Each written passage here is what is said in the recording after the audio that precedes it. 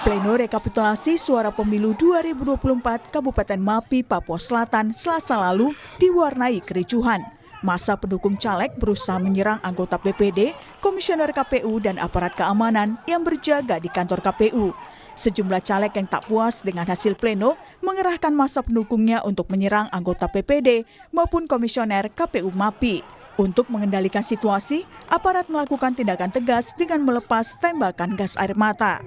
Demokrasi tanggal 14 sudah selesai, perhitungan sudah berjalan dengan situasi kita yang aman, yang baik. Kalaupun ada berbagai hal yang mereka merasa dikucurangi, ada mekanismenya. Silakan ke Bawaslu, silakan ke DKPP, supaya aturan yang berlaku sesuai dengan PKPU itu bisa kita tegakkan. Jadi jangan menggunakan cara-cara yang seperti kemarin yang tidak beretika, mengganggu semua proses pemilu. Saya minta Kapolres kan untuk cerdas, cari para calegnya, datangi dia. Kalau dia masih main, tangkap dia. Aksi demonstrasi menuntut transparansi hasil pleno pemilu di Tambrau, Sorong, berujung ricuh. Polisi terpaksa menembakkan gas air mata untuk membubarkan massa. Mereka menuntut agar Bawaslu Papua Barat Daya lebih transparan dengan hasil pleno pemilihan umum pada Dapil Tambrau dan Maibrat. Polisi yang tiba di lokasi kerusuhan lalu berusaha menenangkan massa. Polisi juga sempat menangkap sejumlah orang yang diduga sebagai provokator.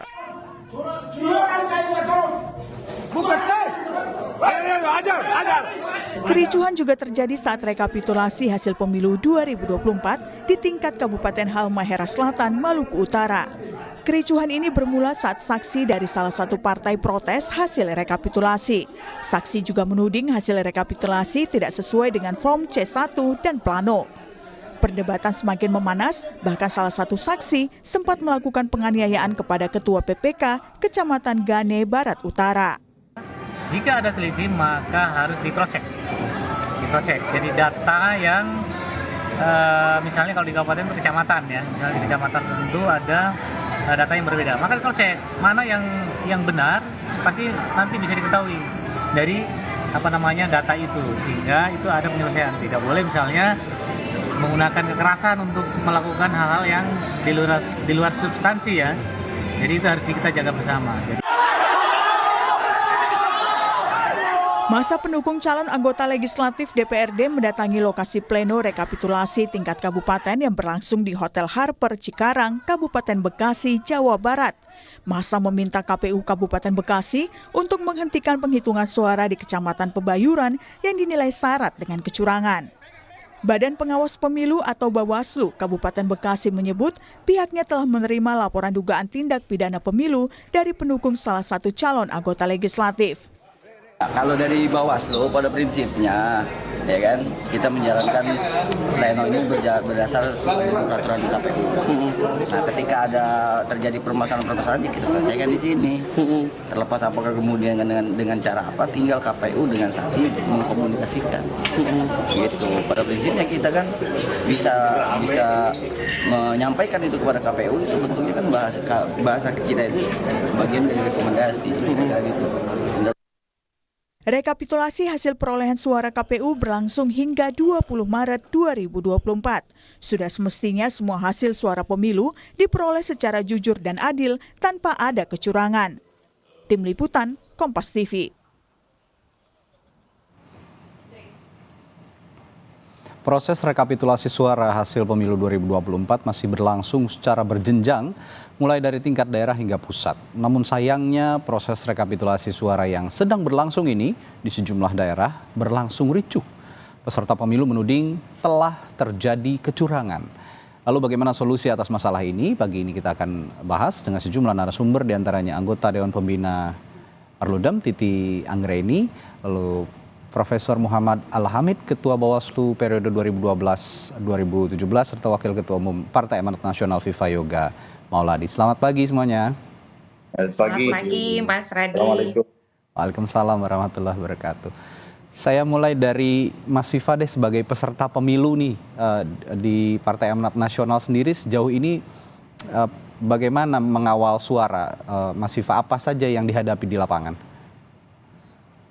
Kalau berpatokan pada Sirekap memang bermasalah karena memang niat baik dari KPU adalah untuk memberikan informasi secara transparan kepada masyarakat agar mengetahui tentang real count penghitungan suara dari TPS, ya, dari BPK sampai tingkat kabupaten, KPU daerah. Niat baiknya ini kemudian tidak didukung oleh peralatan IT yang secara teknologis masih kendala. Oke. Contohnya dalam proses untuk input data, terkadang juga tidak terbaca 100% sehingga tampilan di grafik di layar monitor itu tidak sesuai dengan data yang diinput. Dan hal inilah yang menyebabkan adanya konflik, adanya polemik di tengah-tengah masyarakat. Ternyata niat baik dari masyarakat untuk memberikan proses transparansi terhadap proses rekapitulasi penghitungan suara itu tidak sesuai dengan targetnya. Oleh karena itu, kami setuju agar si rekap ini untuk sementara dihentikan dulu karena problem ketidakmampuan di dalam menghandle soal teknologi sehingga tidak lagi menimbulkan polemik dan konflik di tengah masyarakat. Toh nanti di Undang-Undang Nomor 7 Tahun 2017 tentang pemilu itu proses penetapan perolehan suara secara resmi itu adalah di rapat pleno secara manual berjenjang. Dan ini adalah menjadi sebuah pembelajaran bagi kita semua, bagi KPU, agar niat baik untuk memberikan informasi secara transparan, objektif, pada masyarakat itu harus ditunjang dengan kemampuan teknologis yang bagus, sehingga tidak menimbulkan polemik dan konflik di tengah masyarakat seperti yang terjadi saat ini. Sehingga apa? Yang rugi itu kita semua termasuk KPU. Ada narasi negatif, kemudian KPU dicap curang, dicap macam-macam, sehingga itu bisa mengurangi terhadap kualitas dan persepsi dari kinerja KPU. Oleh karena itu, proses teknologi ini menjadi penting dalam peningkatan kualitas pemilu, terutama menjadikan pemilu sebagai bagian dari pendidikan politik masyarakat yang berintegritas dan berkualitas. Ya, di stop karena menghindari polemik. Tapi Mas Viva juga mengatakan tadi, publik saat ini keingintahuannya soal proses penghitungan suara juga sangat tinggi begitu. Ketika ini di take down gitu, sementara tidak ditampilkan dulu untuk sementara waktu, sementara masyarakat ingin juga mengakses informasi proses penghitungan suara. Bagaimana Anda melihat ini di lapangan, Mas Viva? Iya, kalau yang dilihat dari KPU sekarang kan bisa direkapitulasi berdasarkan pada D1 atau berdasarkan pada hasil dari rapat pleno di tingkat kabupaten, kota, dan provinsi yang dilakukan secara daring, kemudian secara langsung dan dipublikasikan ke masyarakat. Masyarakat bisa melihat proses rapat pleno penghitungan suara di tingkat kabupaten, kota, dan provinsi. Hanya itu yang menjadi bagian dari proses transparansi dalam penghitungan suara di KPU. Tetapi secara detailnya nanti kalau misalkan ada potensi pelanggaran di Undang-Undang Nomor 7 2017 kan sudah menyediakan lembaga-lembaga yang menjadi bagian dalam proses penyelesaian. Kalau itu menyangkut soal administrasi, Bawaslu yang menyelesaikan, menyangkut soal etika penyelenggara, DKPP yang menyelesaikan, menyangkut soal perselisihan hasil pemilu, nanti MK yang menyelesaikan. Jadi proses itu harus inherent dengan kemampuan dari KPU dan komitmen dari partai politik untuk menghadirkan pemilu yang jurdil, yang luber, yang jurdil, yang aman, nyaman, damai, yang berkualitas dan berintegritas. Jadi intinya kalau masyarakat ingin tahu proses penghitungannya secara instan begitu ya memang tidak bisa karena memang tabulasinya sekarang ini sementara di take down. Tapi bisa langsung memantau begitu ya penghitungan suara ke masing-masing daerahnya di KPU di daerahnya, dan juga kalau ingin menghitung manual KPU sekarang melampirkan formulir C hasil ya dalam sistem Sirekap ini. Saya ke Pak Muhammad. Prof, kalau Anda melihat sebagai yang pernah duduk di Bawaslu begitu pada pemilu-pemilu sebelumnya, akar masalah yang menyebabkan maraknya kericuhan yang terjadi dalam proses penghitungan suara ini apa sebenarnya? Ya, jadi begini, KPU, Bawaslu, dan DKPP itu dalam mandat Undang-Undang 7 2017 tentang pemilu disebut sebagai satu kesatuan penyelenggaraan fungsi. KPU sebagai pelaksana teknis itu wajib untuk menjawab setiap komplain, setiap keberatan, setiap masukan, setiap rasa keadilan peserta pemilu. Apakah itu pemilu legislatif atau pilpres.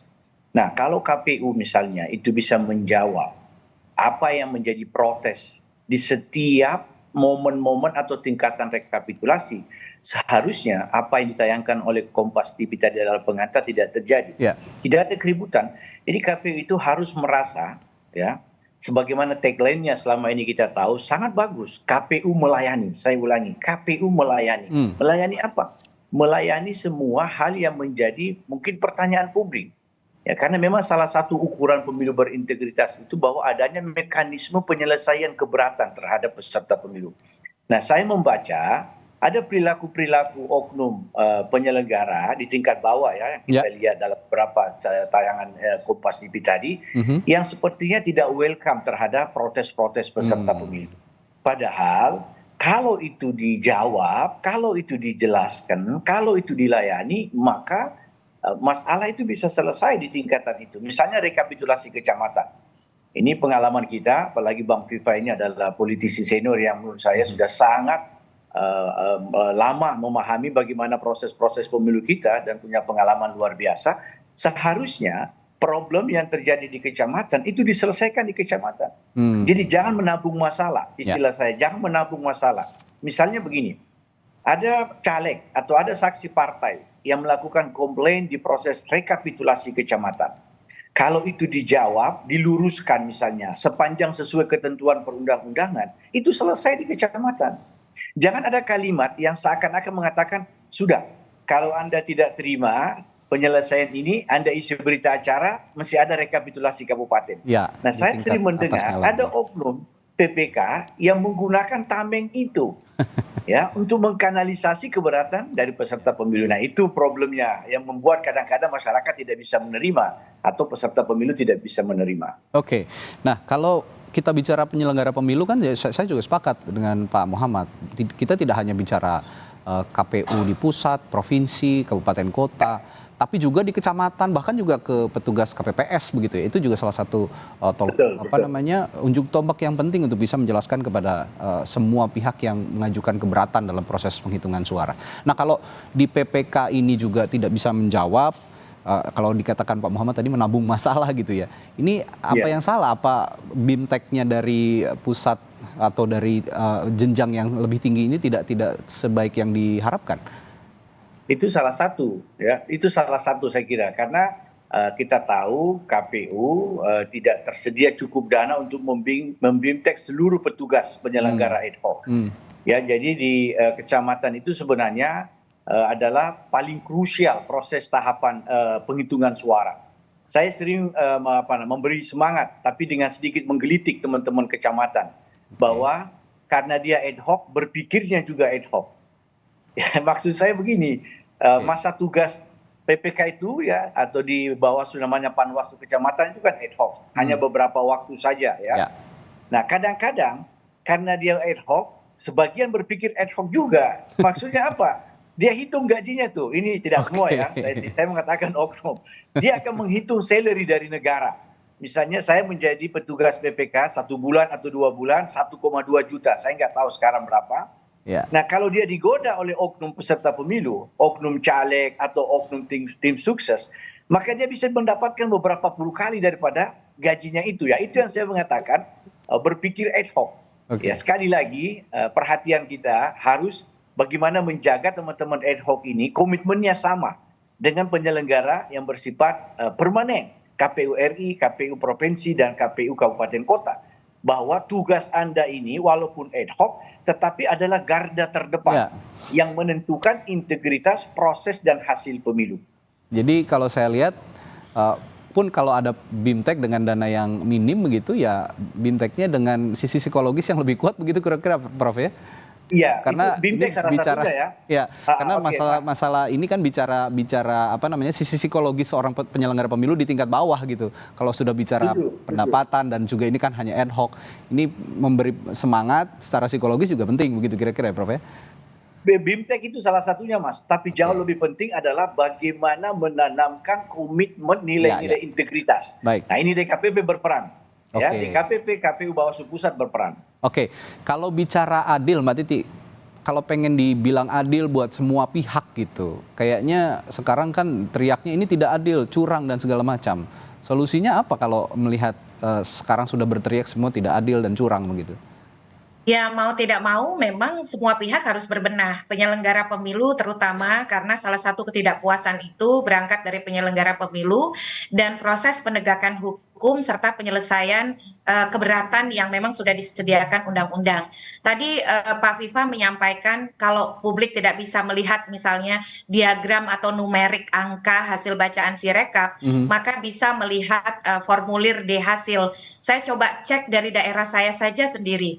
Saya tinggal di Pamulang, Tangerang Selatan, belum ada satupun sertifikat D hasil dari Tangerang Selatan, kecamatan itu yang terunggah di Sirekap.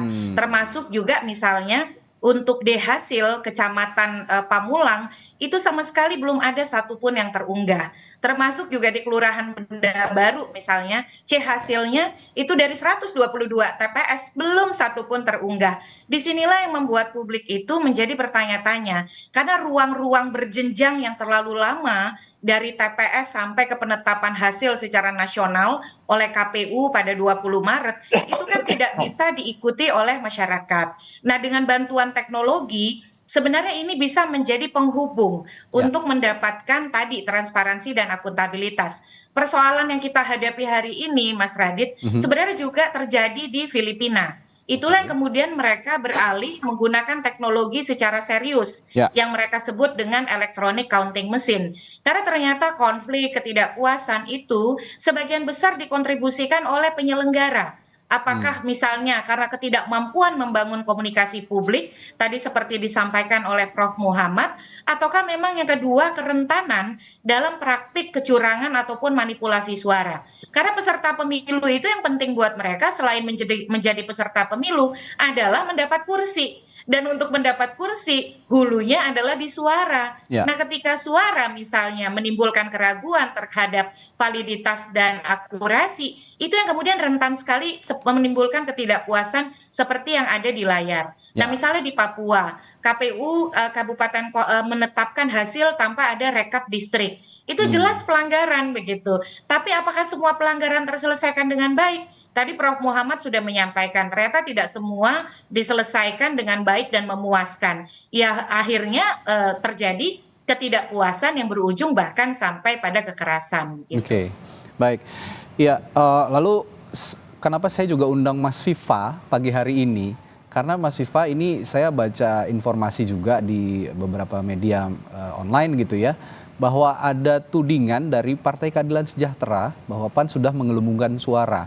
Ini saya melihat beritanya terjadi penggelembungan itu diduga di Dapil Jawa Barat 6, Kota Depok dan Kota Bekasi. Sebelum saya lebih jauh tanya, sudah ada informasi soal ini, Mas Viva, dari Partai Amanat Nasional sendiri? Kalau soal Jawa Barat 6 sudah kita selesaikan. Prinsipnya bahwa PAN itu bekerja sesuai dengan undang-undang dengan mempertimbangkan etika moral. Jadi tidak ada upaya dari PAN untuk melakukan kecurangan penambahan suara. Itu kami tidak tahu, itu di daerah Kecamatan Pondok Gede kalau nggak salah, ada penambahan sekitar 200 atau 100 suara. Dan kami juga tidak tahu itu siapa yang menambahkan. Tapi setelah hasil rapat pleno ditetapkan, itu kembali ke semula, tidak ada masalah. Justru sekarang ini, Partai Amanat Nasional sedang memperjuangkan di Jawa Timur 4 karena ada suara PAN yang hilang. Gitu.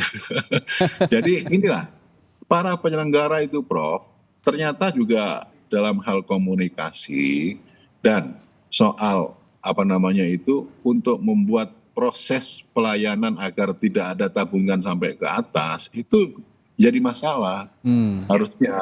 Harusnya kalau ada persoalan di PPK, di kecamatan, harusnya diselesaikan di kecamatan, jangan dibawa ke atas. Ini proses penabungan masalah ini menjadi bagian dalam potensi untuk menambah konflik. Di Jawa Timur 4 itu kami merasa dicurangi, kami minta kepada Bawaslu, minta kepada KPU, kita turunkan pengacara, kita turunkan badan saksi, tapi kemudian tidak mendapatkan respon. Dan sampai sekarang pun juga kami masih memperjuangkan ke Bawaslu Provinsi dan Bawaslu dan KPU Provinsi. Kalau memang tidak ada tanggapan juga, kita akan lapor ke pusat. Kalau tidak ada tanggapan juga, kita akan ke Mahkamah Konstitusi, gitu loh. Jadi proses perjuangan kelembagaan dalam potensi pelanggaran yang itu diakibatkan dari etika penyelenggara, ini juga kami rasakan. Jadi meskipun kami ini juga pendukung 02, tetapi dalam pemilu legislatif itu masing-masing partai politik secara subjektif memiliki ya kepentingan sendiri-sendiri. Nah, tapi bagi Partai Amanat Nasional, bagi Partai Amanat Nasional, kami akan tetap pada koridor hukum sesuai dengan Undang-Undang Pemilu, dan kami akan menyelesaikan seluruh persyaratan untuk bisa membuat keputusan-keputusan itu sesuai dengan persyaratan yang ada di peraturan perundang-undangan. Itu yang akan kami tempuh gitu. Ya, justru ada di Jawa Timur 4 sekarang yang sedang diperjuangkan PAN ya Mas Viva. Jadi kalau soal Jawa Barat 6 tadi sudah clear dengan PKS ya Mas Viva ya? Sudah clear, kami tidak merasa melakukan kecurangan, itu hanya klaimnya dari partai yang lain itu. Nah ini saya juga berupaya untuk mengundang PKS untuk supaya mengklirkan masalah ini, bahwa sudah diklarifikasi oleh Mas Viva, tuduhan yang dialamatkan kepada PAN ini juga tidak terbukti begitu kira-kira ya Mas Viva. Nah saya setelah jeda akan menanyakan juga ke Prof Muhammad, kalau memang tadi masalah-masalahnya ada di tingkat daerah, apakah juga nanti penyelenggara pemilunya harus dimintai keterangan oleh masing-masing DKPP ataupun yang mengawasi, Bawaslu yang mengawasi di tingkat daerah, atau seperti apa, nanti akan ditanyakan kepada Pak Muhammad setelah jeda di Sapa Indonesia Pagi. Tetaplah bersama kami.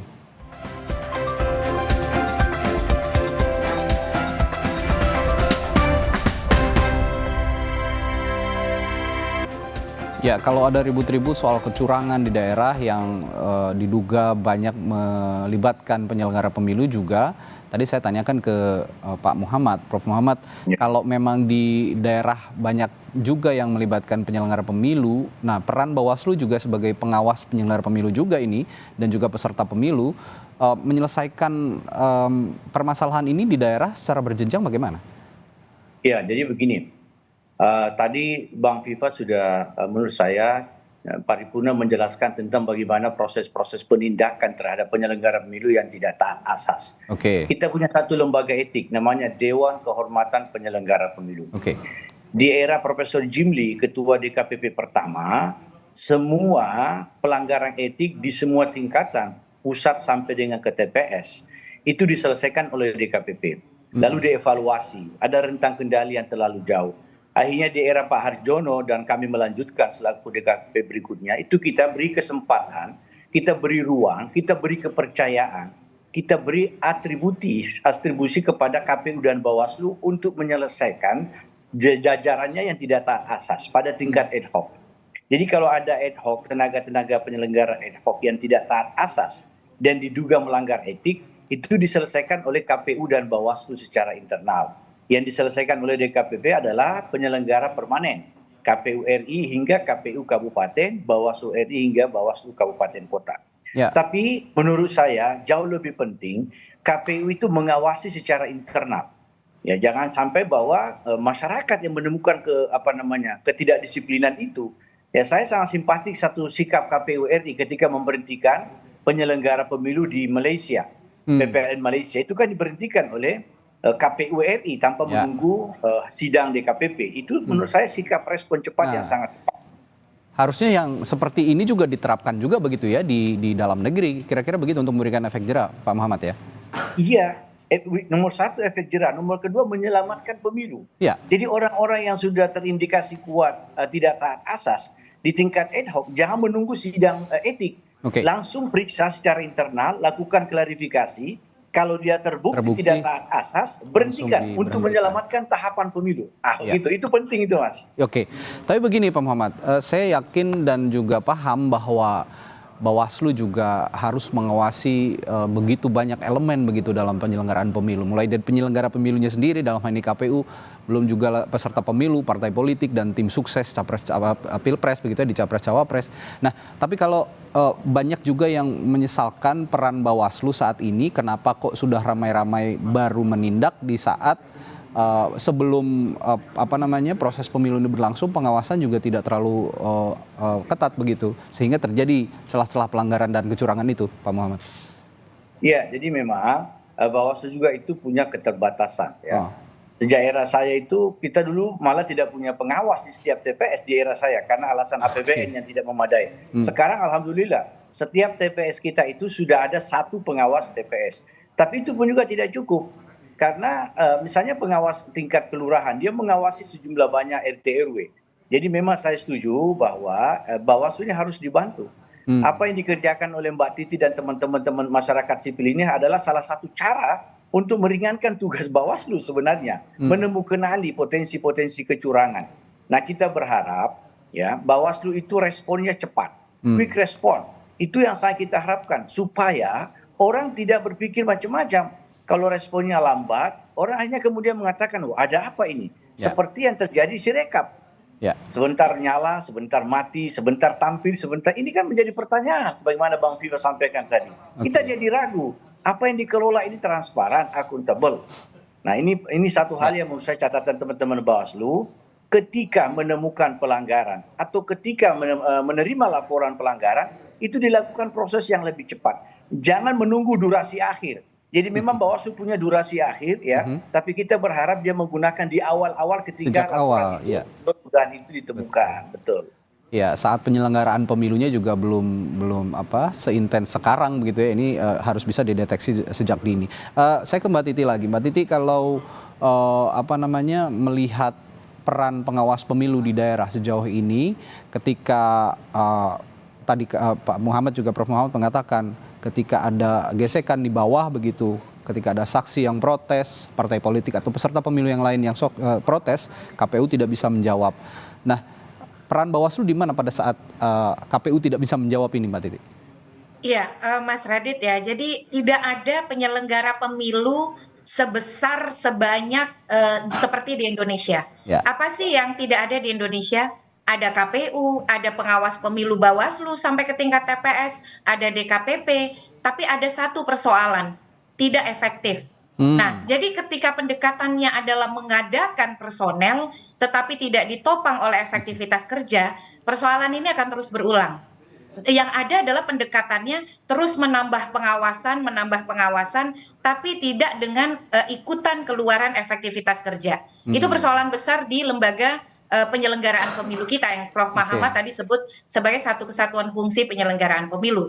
Yang kedua, memang ada kontribusi desain penyelenggaraan pemilu dengan kerumitan kompleksitas teknis yang ada membuat sulit dilakukan pengawasan secara efektif. Jadi kerjanya tuh terlalu banyak, mengawasi setiap tahapan, menerima laporan pelanggaran, menyelesaikan sengketa. Jadi fokusnya itu tidak ada. Harusnya menurut saya ada perbaikan di desain keserentakan pemilu kita. DPRD yang bergabung dengan DPR, ditambah DPD, tambah presiden, itu yang kemudian bahkan masyarakat seperti kami di pemantau pemilu, di pegiat pemilu, juga kewalahan untuk ambil peran di dalam melakukan pencegahan, pelaporan, dan lain sebagainya. Tetapi bagaimana situasi hari ini? Saya kira situasi hari ini adalah ada problem besar di bagaimana penyelenggara pemilu merespon keberatan dari masyarakat. Jadi ada kecenderungan untuk misalnya sekedar menyatakan pendekatan formal, ya sudah lapor saja. Padahal ketika ada ketidakpuasan saat itu, tidak semua tuh bisa selesai dengan lapor. Saya mengalami betapa sulitnya melapor. Birokrasi, makan waktu, makan biaya. Kadang-kadang diperlukan itu, Mas Radi adalah, Mas Radi adalah komunikasi. Jadi bagaimana mampu menjelaskan sebuah peristiwa. Jadi ketika ada keberatan, mendudukkan sesuai dengan prosedur, aturan main, itu yang kadang-kadang dibutuhkan dialog. Nah ini yang kadang-kadang tidak terjadi dan pendekatannya langsung pendekatan formalistik. Ayo lapor saja, silakan lapor. Padahal kadang-kadang dibutuhkan tidak seperti itu. Begitu. Jadi memang yang diperbaiki adalah efektivitas kerja itu yang dan maksud juga efektivitas cara menyelesaikan.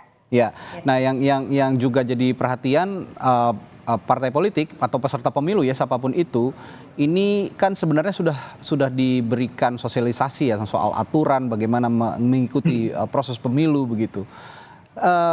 Kita berbicara soal dari sisi penyelenggara pemilu. Kalau dari sisi peserta pemilunya sendiri bagaimana sebenarnya yang ya ini kan it takes two to tango ya. Jadi tidak akan ada asap atau jika tidak akan ada api jika tidak akan ada asap jika tidak akan ada api begitu. Nah, kalau ada yang menyulut juga kan tentu penyelenggara pemilu juga tidak akan berani bermain-main. Kalau dari sisi partai politik bagaimana atau peserta pemilu, Mbak Titi? Iya, kondisinya tidak seideal seperti yang kita bayangkan. Misalnya begini, nanti di setiap tahapan kan ada saksi, nanti saksi yang mengawal. Percayalah, soliditas dan konsolidasi internal partai tidak sebaik yang kita bayangkan. Di internal partai pun ada friksi antara caleg yang sama-sama ingin berebut mendapatkan kursi. Di antara partai yang sama-sama ingin berebut untuk mendapatkan kursi. Jadi kalau kita baca tipologi perselisihan hasil pemilu legislatif di Mahkamah Konstitusi, dia ada beberapa tipologi. Pertama, itu menyangkut perselisihan internal. Bagaimana kemudian rebutan suara itu berujung pada sengketa di MK. Dan partai yang mau memfasilitasi ini bagus, karena dia menyelesaikan lewat jalur hukum. Yang bahaya kalau diselesaikan lewat internal, atau kemudian lewat prosedur non-pemilu misalnya. Yang kedua itu adalah persoalan prosedur. Misalnya ada daftar hadir DPT yang tidak ada, C hasil yang tidak ada. Dan ini yang kemudian terjadi di partai kita. Jadi bagaimana kemudian partai mengkondisikan soliditas dan konsolidasi caleg itu juga menjadi tantangan. Dan ini memang pekerjaan rumah di dalam sistem proporsional kita yang kadang-kadang rekrutmen caleg pun dilakukan injury time. Belum lagi kemudian pembangunan dan internalisasi ideologi belum sepenuhnya tuntas. Dan kadang-kadang ya dikasih angin surga juga. Asal kampanyenya besar, uangnya keluar banyak. Nah, ini yang kemudian tidak sepenuhnya, mohon maaf ya, banyak caleg kita yang tidak paham sistem pemilu, tidak paham bagaimana cara kerja penyelenggara pemilu. Lalu tiba-tiba melihat data Sirekap, angkanya melambung. 2 hari kemudian angkanya turun. Disitulah yang kemudian tidak semua rasionalitas yang kita pahami bisa bekerja dalam situasi kompetisi pemilu kita, Mas Radi. Ya, dan ketika hasilnya tidak sesuai yang diinginkan juga akhirnya marah-marah itu tadi ya, begitu peserta pemilunya. Nah, kembali ke Mas Viva. Mas Viva tadi sempat menyinggung banyak sekali juga yang dialami oleh Partai Amanat Nasional soal kehilangan suara di daerah. Saya sebelum tanya lebih jauh, tapi Mas Viva sendiri suaranya aman kan? Suara udah selesai. Sudah selesai ya? Jadi aman ya suaranya Mas Viva ya? Nah, kalau bicara kecurangan juga tadi dugaan pengelubungan suara, ini kan sebenarnya kalau saya melihatnya ini lebih pelik dari yang dialami di Pilpres. Di Pileg justru lebih pelik karena peserta pemilu di Pileg ini lebih banyak, partai politik belum ada caleg-calegnya lagi begitu. Nah, Anda juga kan duduk di DPR nih Mas Viva, dan beberapa fraksi di DPR kita ketahui sekarang belakangan ini sedang menggalang hak angket untuk mengetahui di mana sebenarnya kecurangan yang dikatakan itu atau penggelembungan suara yang dikatakan itu. Pandangan PAN sendiri soal hak angket yang sedang diinisiasi oleh teman-teman fraksi di DPR di sejumlah partai politik bagaimana, dan ini kaitannya juga dengan Pileg soalnya bukan hanya Pilpres, bagaimana Mas Viva? Di Undang-Undang Dasar 45 pasal 20A ayat 2 kan salah satu fungsi dari DPR di samping hak angket, menyatakan pendapat, juga interpelasi, dan itu juga diatur di Undang-Undang MD3 karena adalah merupakan hak konstitusional anggota DPR. Maka bagi kami Partai Amanat Nasional tidak akan mengganggu, tidak akan menghambat, silakan saja melalui jalur politik hak angket. Tetapi jangan lupa Mas Radi bahwa saat ini masih proses rekapitulasi suara, ada yang di tingkat kecamatan dan ada juga yang di tingkat kabupaten dan provinsi. Jadi para saksi partai yang sedang berjuang untuk mengamankan suaranya, ini sedang melakukan proses jibaku yang sangat luar biasa, baik itu di pemilu legislatif maupun pemilu presiden. Bagi kami tidak sepakat dengan hak angket. Kami ketika ada potensi pelanggaran akan menggunakan jalur hukum, yaitu melalui lembaga-lembaga negara yang dibentuk oleh hukum yang sudah ada dalam proses penyelesaian, apakah itu ada potensi pelanggaran administrasi, etika penyelenggara, atau hasil perselisihan pemilu nantinya. Jadi itu menjadi proses hukum yang akan kami taati. Tapi apabila ada kawan-kawan yang menggunakan jalur politik silakan saja. Karena untuk mengungkap kebenaran itu harus ada bukti-bukti material, dan bukti material itu harus dilakukan melalui jalur hukum, bukan jalur politik. Nah, gitu. Kalau kemudian tujuannya untuk mencari kebenaran. Jadi PAN nggak setuju lah ya untuk hak angket, tapi kan ini juga untuk kepentingan PAN juga kalau memang yang dikawal suaranya di Pileg itu, Mas Viva, gimana tuh? Ya, kita akan melakukan proses sesuai dengan jalur hukum yang sudah ada kan di undang-undang. Tapi jalur hukum ya?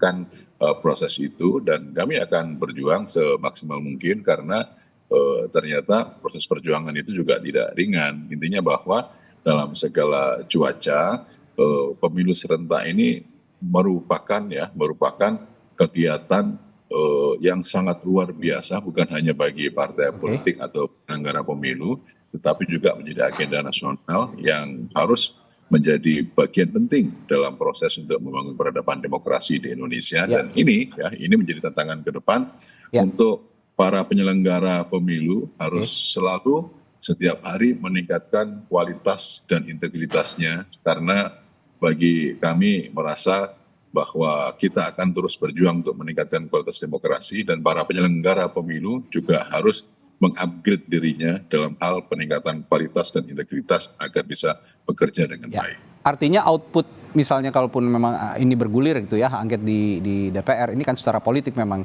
dan bukan hukum, tapi artinya output hak angket ini sendiri nanti ujungnya menurut PAN sendiri, menurut Mas Viva juga tidak akan sekuat atau selegitimate produk hukum atau jalur hukum begitu ya kira-kira untuk penyelesaian pemilu ya Mas Viva ya?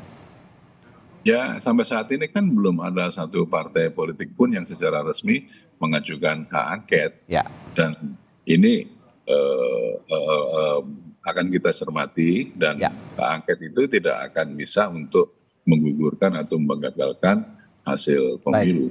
Kan saja melalui jalur politik, kalau untuk mencari kebenaran bagi kami Partai Amanat Nasional, kebenaran itu harus dibuktikan dengan bukti-bukti material, dan bukti-bukti material itu adalah harus ditempuh melalui jalur hukum. Karena sekarang proses pemilunya juga sudah selesai, tapi penghitungannya belum selesai begitu ya, dan sudah mengemuka banyak sekali dugaan kecurangan begitu ya, banyak sekali yang protes di daerah terutama untuk akhir-akhir ini soal Pileg juga, soal protes-protes dari para partai politik dan juga caleg. Ini kanal-kanal bisa ditempuh dari mulai sisi hukum maupun juga sisi politik.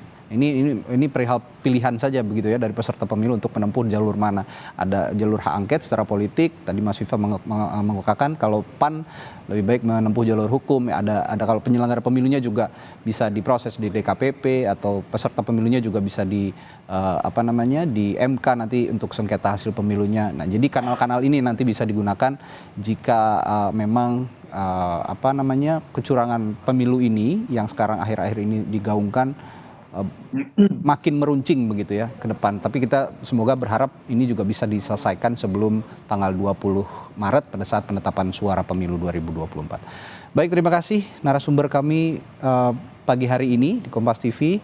Ada Mas Viva Yoga Mauladi dari Partai Amanat Nasional, lalu Profesor Muhammad Hamid, mantan Ketua Bawaslu, lalu juga ada anggota Dewan Pembina Perludem, Mbak Titi Anggraini, telah berbagi perspektifnya pagi hari ini di Sapa Indonesia Pagi. Terima kasih Bapak-Bapak dan juga Mbak Titi, sehat selalu. Assalamualaikum.